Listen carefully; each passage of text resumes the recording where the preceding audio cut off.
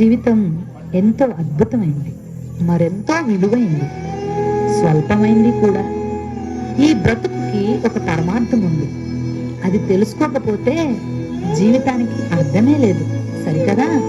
వ్యర్థమైపోతుంది. నిజరక్షకుడైన క్రీస్తు యేసు ప్రభువును సంపాదించుకోవడమే మనందరి కర్తవ్యం. అలా కాకపోతే మన ఘోర అంతానికి మనమే ఉత్తరవాదులం అవుతాం.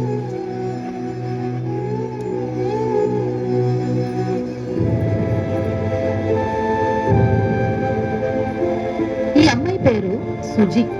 పేద ఇంటిలో పుట్టి పై చదువుల కోసం పట్టణానికి వచ్చింది. ఈ పట్టణ సొగస్సు సోయలు ఈమెను అమితంగా ఆకట్టుకున్నాయి. చదువు మీద ధ్యాసల్లా లోక ఆకర్షణల మీదకు మళ్ళింది. చెడు స్నేహాలకు అలవాట్లకు మెల్లమెల్లగా బానిసైపోయింది. స్వేచ్ఛాయుతమైన పాపపు జీవితాన్ని జీవించసాగింది. కూలి పని చేసుకుంటూ కూతురు భవిష్యత్తు కోసం అహర్నిశలు శ్రమ పడుతున్న ఈమె తల్లి ఈమెను పలకరించి ధనం ఇచ్చి వెళ్ళాలని ఎంతో ప్రయాసతో పట్టణానికి వస్తే,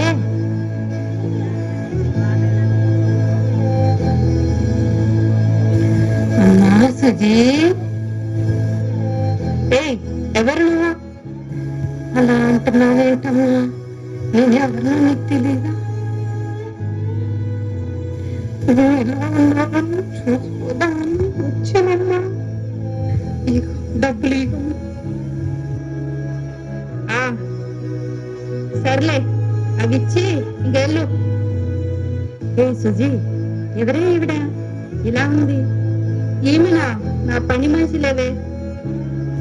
అమ్మా సుజీ, ఎంత మాట అన్నావమ్మా. రెక్కలు ముక్కలు చేసుకొని నా సంతోషాన్ని పక్కన పెట్టి కష్టపడుతుంటే నన్ను నీ తల్లిగా చెప్పుకోవడానికి సిగ్గుగా ఉందమ్మా.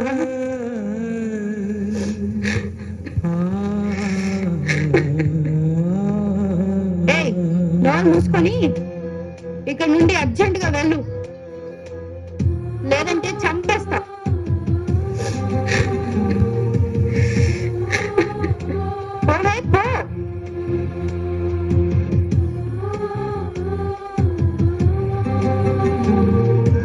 సుజీ, నువ్వేం చేస్తున్నావు నీకు అర్థమవుతుందా? ఎందుకంత గర్వం నీకు? నీకు ఎన్నోసార్లు చెప్పాను నీ రూటు మంచిగా లేదని. లోకంలో దేవుడున్నాడు తెలుసా నీకు? నీ ఇష్టం వచ్చినట్లు బ్రతికితే దెబ్బలు తినే సమయం వస్తుంది, జాగ్రత్త. వినయ విధేయతలు, పరిశుద్ధ ప్రవర్తన, దేవుని యందు భయభక్తులు ఎవరికి ఉండవో వారి జీవితం శ్రమల పాలవుతుంది, దుఃఖభరితం అవుతుంది. చిట్ట చివరికి వారి ఆత్మ నిత్య నరకానికి ఆగిపోతుంది. నీ తల్లిని ఇలా అవమానపరచటం ఎంత ఘోరమైన తప్పో తెలుసా సుజీ? నీ అందాన్ని చూసి మురిసిపోవద్దు. నీకున్న స్నేహితులను చూసుకుని విర్రవేగొద్దు. నీ సౌందర్యం పువ్వులా వాడిపోతుంది సుమా. నా మాట విను సుజీ. ఇప్పటికైనా ఈ గర్వ జీవితం చెడుతనమును విడిచిపెట్టు. దేవుని వద్దకు మళ్ళుకో. ప్రేమామయుడైన ప్రభువు నిన్ను క్షమిస్తాడు.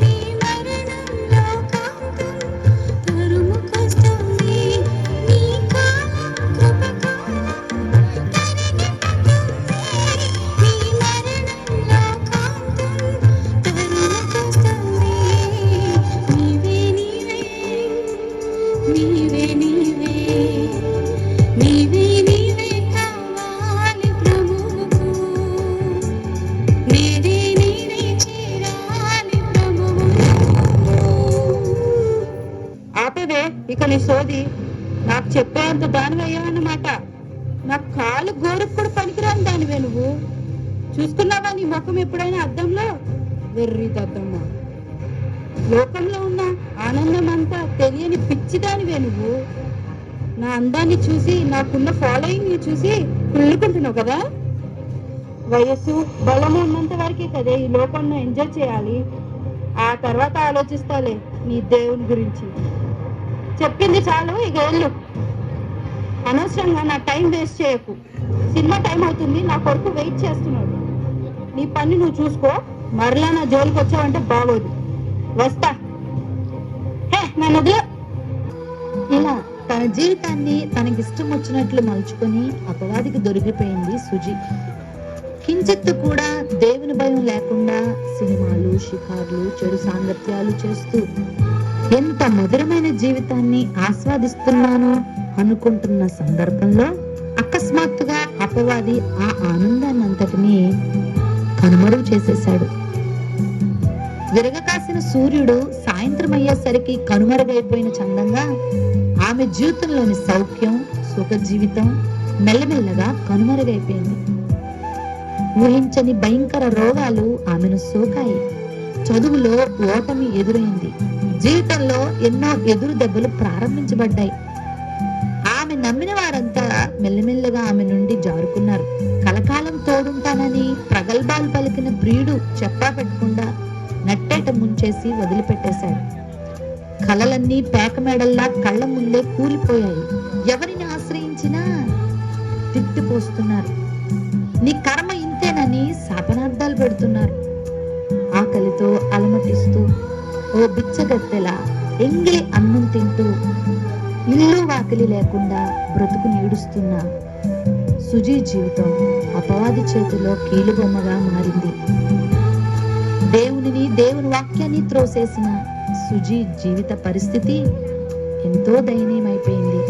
అపవాది సుజీ మీద వాడి చివరి బాణాన్ని కూడా ప్రయోగించసాగాడు.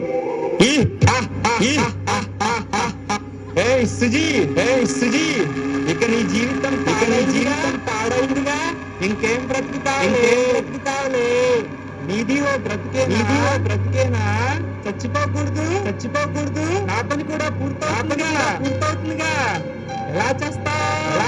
ఏమైనా మందు మింగుతావా? పైనుండి దూకుతావా? రైలు కింద పడతావా? కాల్చుకుంటావా? నీ ఇష్టం. ఇంకా నువ్వు బెస్ట్. నీకు దిక్కెవరు లేరు. అందరూ వేస్తా. వద్దు. ఇంకా ఈ బ్రతుకొద్దు. కానీ త్వరగా ఓటౌట్ చేసుకో. చచ్చిపో. త్వరగా చచ్చిపో.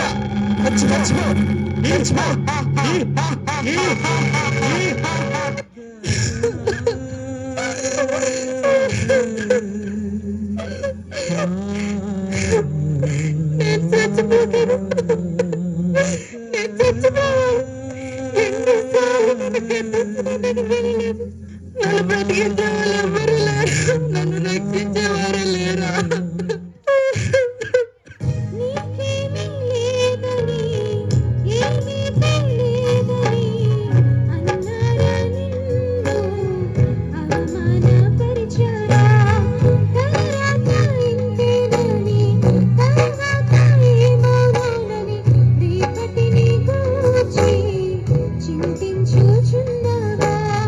చింతించు కన్నాయి